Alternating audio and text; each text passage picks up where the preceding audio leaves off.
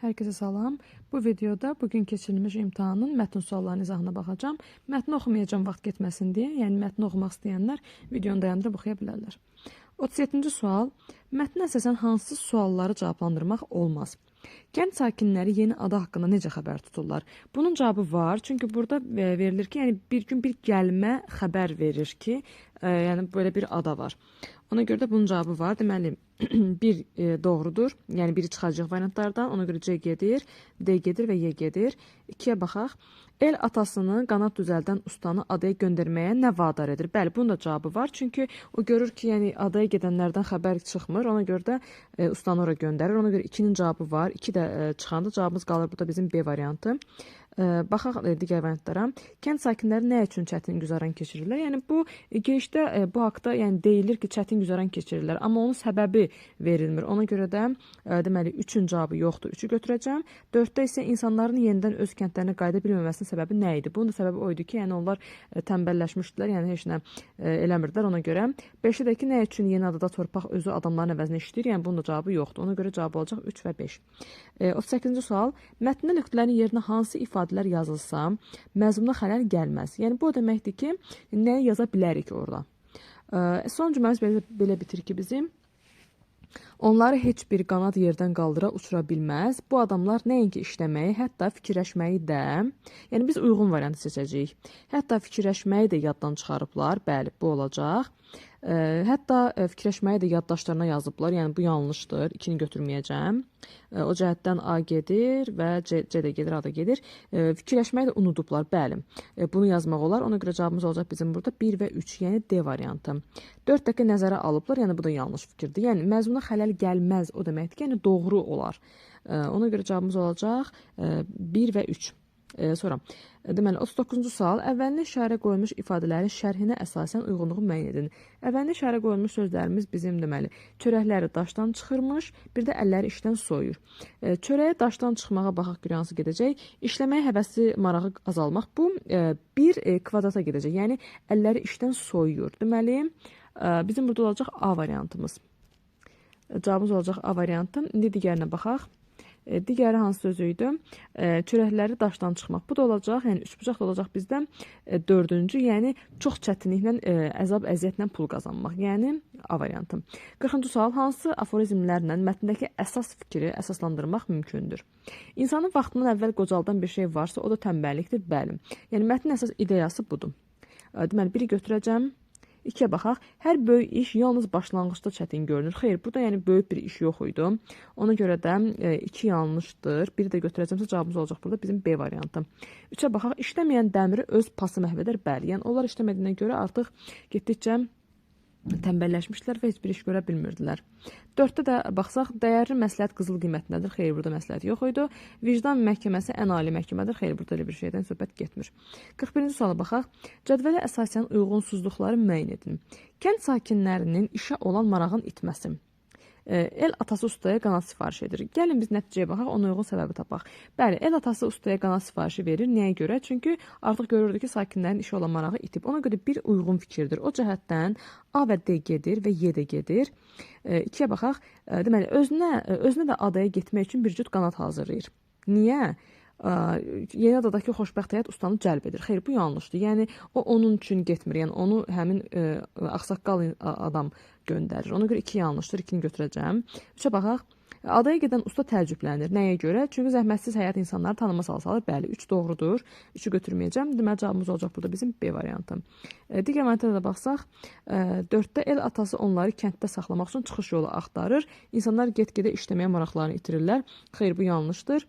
Yəni, o onsuz da yəni görürdük ki, orada sakinlərin marağı var, yəni onlar əksinə qanat düzəltdirir. 5-ə baxaq. Bütün sakinlər bir dəfəlik kənd tərk edirlər. Yəni ümumiyyətlə bu fikir olaraq səhvdir. Yəni orada bütün sakinlər yəni kəndi tərk etmir. Çox hissəsi kənddə qalır. Ona görə B variantı olacaq cavabımız. Deməli 42. Mətndə sən hansı fikirləri təsdiq etmək mümkündür? Kənd sakinləri xəstəliyin nə olduğunu bilmirdilər. Bəli, bunu təsdiq etmək mümkündür. Çünki giriş hissəsində deyir ki, onlar azar-bezar bilmirlərmiş. Ona görə də biri təsdiq edə bilərəm, biri götürəcəyik. Deməli, sonra 2. El atası kəndin ancaq yaşlı sakinləri üçün ustaya qanat sifariş etmişdi. Xeyr, bununla bağlı mətndə bir fakt yoxdur. Deməli, A gedir, B gedir, Y gedir, 1-i götürəcəm. 3-ə baxaq, adanın yerli sakinləri aktiv həyat tərzi keçirirlər. Xeyr, yəni adanın yeni sakinləri, yəni həmin kənddən gedənlər nəzərdə tutulur, onlar da aktiv həyat sürmürdülər. Deməli, 3 də səhvdirsə cavabımız olacaq bizim C variantı. 4-də də deyir ki, el atası adaya gedənlərin aqibətlə bağlı təlaş keçirir. Bəli, təlaş keçirir ki, o ustanı onların ardınca göndərir. 5-də isə əksər insanlar öz ölkəsini tərk etmirlər. Bəli, bu doğru fikirdir. Çünki orada qeyd olunur ki, yəni çoxu qalır. O istəyəni tapım sizin üçün. Bəli, çoxu alışdığı torpaqdan ayrılıb getmək istəmir. Ona görə cavabımız olacaq C. 43. Mətnə sizdən uyğun fikirləri müəyyən edin. Doğrudur da yazılıb ki, rahat şəraitdə yaşayan kənd sakinləri yeni adı haqqında eşidəndə tamahlarını güc gələ bilmirlər. Rahat şəraitdə yaşamırdılar onlar. Ona görə də yəni bir yanlışdır. Biri götürməyəcəm. Deməli, o cəhətdən A, D, Y gedir. 2-yə baxaq. Yeni adada işləməyə ehtiyacın olmaması kənd sakinlərində ora getmək istəyi yaradır. Bəli, 2-ni götürəcəm. Yanlışlıqsa adı biz yanlış fikri seçəcəyik. Yeni ada haqqında eşidən kimi el atası kənd adamlarının xahişi nəzərə alaraq çoxlu qan düzəltdirir. Xeyr, bu yanlış fikirdir. Yanlışın altında yazıldığına görə də düz yazılıb. 2, 3 cavabımız olacaq C. 4-ə baxaq. Adaya gedən və insanların yeni həyat şəraitini ilə tanış olan usta onlara kömək etməkdə aciz qalır. Bu doğru fikirdir, lakin yanlış yazıldığına görə olmaz. Yəni yanlışın altında biz yanlış fikri seçməliyik. Ona görə də cavabımız olacaq 2, 3. 44. Mətnin əsas hissəsinə uyğun plan arıcılığı. Yəni mətnin əsas hissəsi dediyinə görə biz sadəcə olaraq bu hissəyə baxacağıq. Yəni daha doğrusu bu hissəyə baxacağıq. Yəni ki, nəticə ilə girişə baxmayacaq.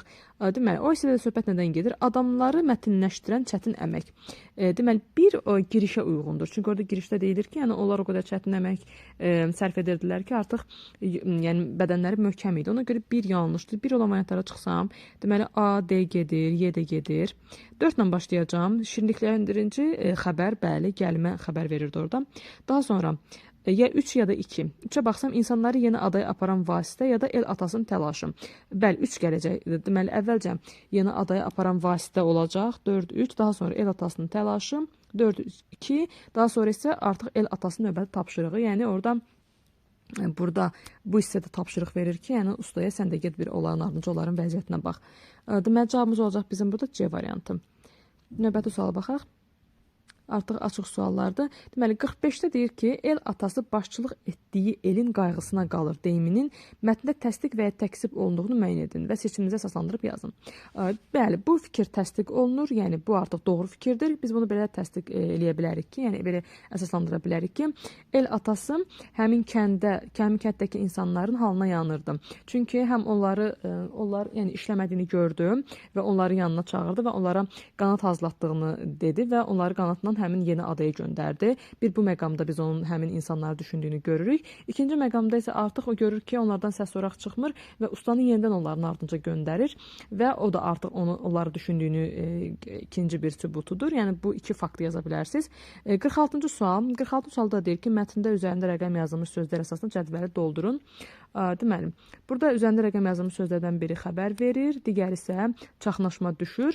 Səhv etmirəmsə, burada həqiqi və məcazliklə bağlı sual idi. Əgər sualın tam şəkildə yadınızdasa, rəy bölməsinə yaza bilərsiniz. Xəbər verir dedikdə, bəli, hər ikisi bunların həm çaxnaşma düşür, həm xəbər verir, hər ikisi deməli məcazi mənadadır. Bunu digər mənada işlətmək olar. Yəni vermək sözünü, yəni həqiqi mənada işlətdiniz, nə bilim, kitab vermək, dəftər vermək, qələm vermək və s. düşmək də ki, yəni kitab yerə düşdü və s. kimi yəni həqiqi mənalı sözlərini yaza bilərsiniz. Bədii mətnin izahı bu qədər. Publisistik mətnin izahını isə növbəti videoda paylaşacağım.